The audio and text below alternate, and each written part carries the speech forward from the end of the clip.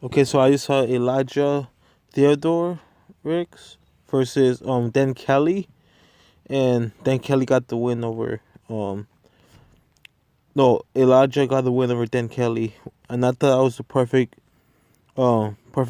decision. He clearly won round one and two.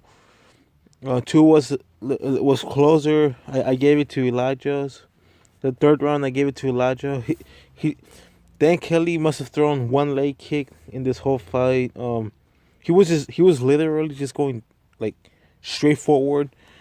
His punching wasn't his technique wasn't that good. He wasn't throwing that much volume. He was just going forward, but he wasn't throwing volume at all. His ground game very hard to take him down. He has good wrestling. He almost got a submission win.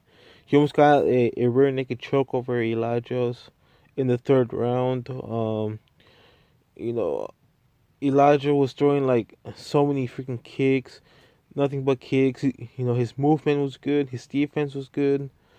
His punching technique is good. The the only thing that his speed is good.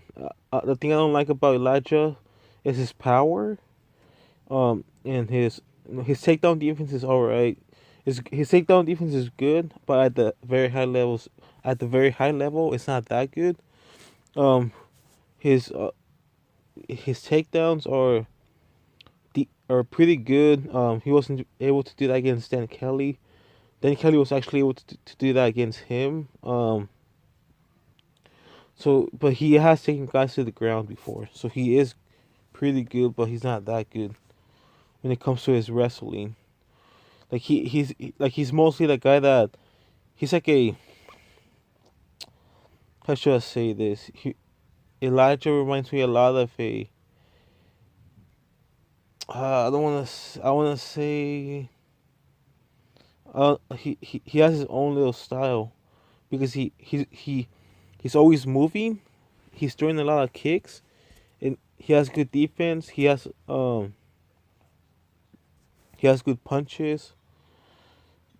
He doesn't have that much power and he doesn't have that much power on his kicks. But he does have good defense. He does have good angles. He has Faraz Hobby in his corner. Dan Kelly. I thought if I have to be honest with you, even though Elijah was clearly tired in the second round and especially the third round, I thought he pretty much won every round. Like you can say the third round was close, the second round was close, but I thought he took those two rounds. I thought he took every round in this fight. Not easily, but convincingly. I thought he won every round in this fight. He his kicks are creative. I think he was hurt a few times in this fight. In the third round and in the second round. Or at least it seemed like he was tired. He slipped this one time in the third round. This was like a this was like a good fight. You know, Dan Kelly has a good chin. He has you have to have power like Sam Alvey or Derek Brunson, but Derek Brunson apparently has the most knockouts in UFC history apparently. So it makes sense to get and plus he knocked out on Lyoto Machida. Yeah, I know Lyoto Machida had like a 2 year layoff, but he still got a knockout. The thing that you can say that Dan Kelly could have won of this fight if he just had more leg kicks, more elbows, more knees. At least try to get more takedowns because you're good at getting takedowns. Elijah he does have good takedown like if you take him down he's gonna get up. He did that a few times with Dan Kelly. And he does have good submission defense because Dan Kelly got on the back of Elijah, but I feel like that was more because Elijah was tired more than anything. But but Dan Kelly does have good ground game. They both have good ground game, but I feel like Dan Kelly's more invested in having a good ground game. Elijah's has a good ground game, but he doesn't like being there. He doesn't like when like he doesn't like being like he's not like a Tony Ferguson. If you take him down, he's gonna be good at being there. He's gonna beat you up from his back. He's not gonna do that. He either has to be on top of you. He has like the opposite. Like in the ground, he needs to be on top of you, and when he's standing up, he can't go to you. You have to go to him. So in the ground, he needs to go to you and be on top of you.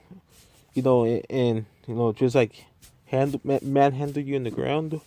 But when it comes to standing up, he can't go to you. You have to go to him. And he uses his footwork. He's like I guess like a cheap, off-brand version of Wonder Boy. What? But his defense is not there. His power is not there. He does have good defense though, but it's not the best. And his footwork is getting there. His punching technique is getting there. His kicks are almost there. Like he's almost there. He has a bunch of he has a few wins now.